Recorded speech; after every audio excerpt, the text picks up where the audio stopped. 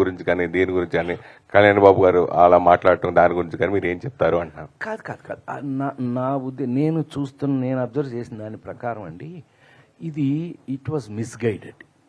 ఎందుకంటే థియేటర్లు మూసేయటం అనేది చిన్న విషయం కాదు కదా. డెఫినెట్గా థియేటర్లు మూసేయటం అనేది ఒకళ్ళు తీసుకునే డెసిషన్ కాదు కదా.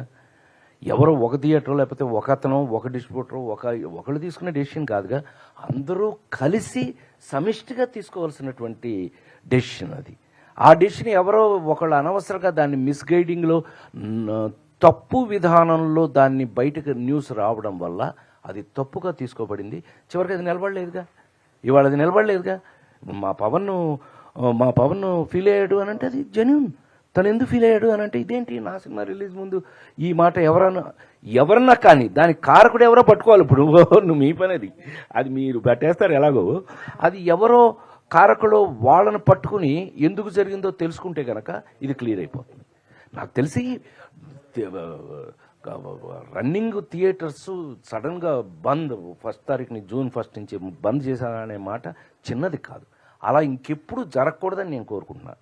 ఏది 48 సంవత్సరాలుగా ఇండస్ట్రీలో ఉండి అలా పిచ్చి డెసిషన్ గబుక్కుని ఏదో ఎవరో అన్నారండి, ఎవరో అన్నది అందులోకి వచ్చేసింది, అది మీ అందరికీ ఎవరో చెప్పుంటారు, ఆటోమేటిక్గా మీరు వేసేస్తారు. మీకేముంటుంది, న్యూసే కదా మీకు.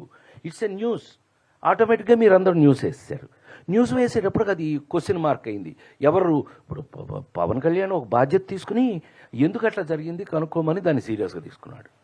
ఎస్, ఈజీనే డిప్యూటీ సీఎం అండి, నాట్ ఏ జోక్. మామూలుగా అవ్వలేదుగా. తను డిప్యూటీ సీఎం అయ్యాడు. ఇవాళ ఆన్సరబుల్ టు ఎనీబడి. పబ్లిక్ అందరికీ ఆన్సరబుల్ పొజిషన్లో ఉన్నాడు కాబట్టి దాన్ని సీరియస్గా తీసుకున్నాడని నేను అనుకుంటున్నాను. నాకు తమ్ముడుగా కాదు, నేను అతను సపోర్ట్ చేస్తాను మీరు అనుకోవద్దు.